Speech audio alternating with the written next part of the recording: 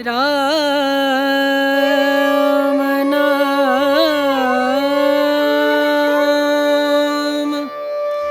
भजले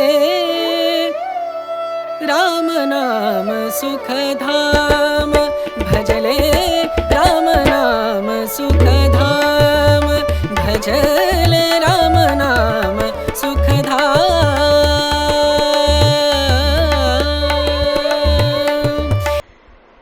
भक्ति का अर्थ ये कभी नहीं है कि आप 24 घंटे आसन जमा के आप माला ले लें और राम राम जपते रहे, नहीं। भक्ति का अर्थ है कि आपका श्वास से सिमरन होता रहे, हर श्वास आपका परमात्मा का नाम लेके निकले, कोई भी श्वास उसके नाम से बेखबर ना हो, और अगर हो तो वो श्वास आए नहीं। कितनी देर आसन लगा के हम कम से कम जाप हम करें? कम से कम 1.25 घंटा। जिनके पास 1.25 घंटा भी नहीं है अपने परमात्मा के ध्यान में बैठने के लिए, परमात्मा का ध्यान में बैठने का अर्थ है कि अपने जीवन को संवारने के लिए। परमात्मा को क्या गर्ज पड़ी है कि वो आपको अपने स्थान पे बैठने की आज्ञा दे? परमात्मा को क्या गर्ज पड़ी है कि वो ये कहे कि तुम मेरा नाम जपो?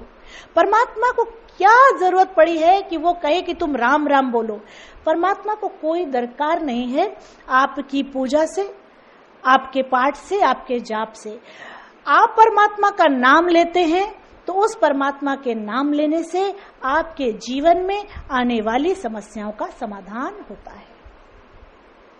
ईश्वर आपके कष्टों का काट करता है, फिर वो आपको नर से नारायण की यात्रा का पता बताता है कि मेरे तक आने के कैसे कैसे मार्ग है, कौन कौन से मार्ग है, और आप किस तरह हमारी ओर बढ़ सकते हैं। लेकिन यदि आपको लगता है कि परमात्मा का नाम लेकर आप परमात्मा के लिए कोई एहसान करते हो, तो अच्छा है कि आप मत लो, क्योंकि उसको कोई भी गरज नहीं है कि हम बच्चे उसका सिमरन करें, हम बच्चे उसका ध्यान करें। अगर हम बच्चे सिमरन करते हैं, हम बच्चे उसका ध्यान करते हैं, तो हमेशा ध्यान रखो हम अपने लिए करते हैं।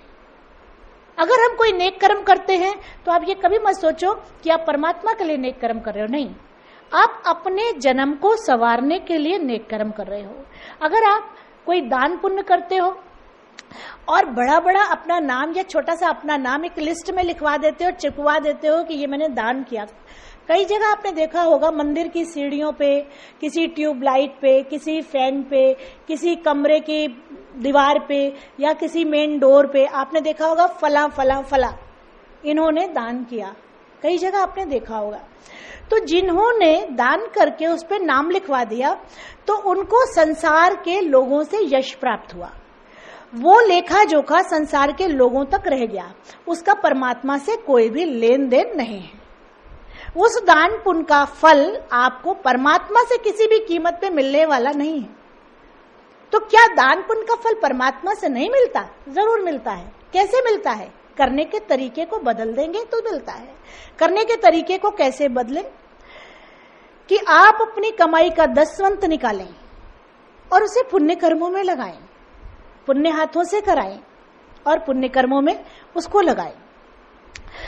आप एक थैली बना के उसमें अपनी तनख्वाह रखें, लाल थैली बना के उसमें हाथ डालें, आपको पता ना हो आपने कितना निकाला। 500 का नोट निकला, 1000 का निकला, या 10 रुपए निकले या 2 रुपए निकले, आपको कोई पता नहीं।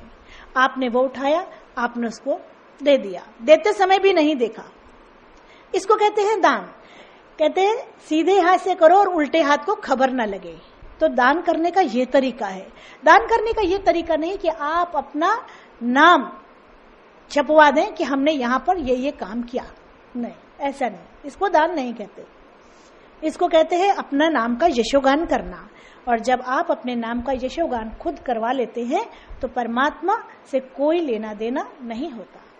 श्री शक्ति मदहम से परे होकर भ से भक्ति करे, ग से ज्ञान प्राप्त होगा, ज्ञान से वैराग्य प्राप्त होगा और वैराग्य से त्याग की भावना जागृत होगी।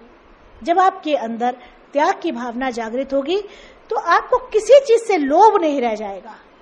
आप अगर नेक कमाई कर रहे हो, आप 1 लाख रुपए महीना भी कमा रहे हो, तो आपको ऐसा लगेगा कि ये परमात्मा की कृपा से मुझे मिल रहा है और जितनी ज़रूरत है वो खुद पे खर्च करोगे, बाकी आपको लगेगा कहीं नेक, कहीं पुण्य कर्मों में इसको यूज़ करें। जो आपने पुण्य कर्मों में लगा दिया वो आपका बच गया, और जो आपने अपने ऊपर लगा लिया अपनी आवश्यकताओं की पूर्ति के बाद, अपने शान शौकत में जो आपने लगा लिया वो व्यर्थ हो गया, और जो आपने परोपकार में लगाया वो आपका जमा हो गया।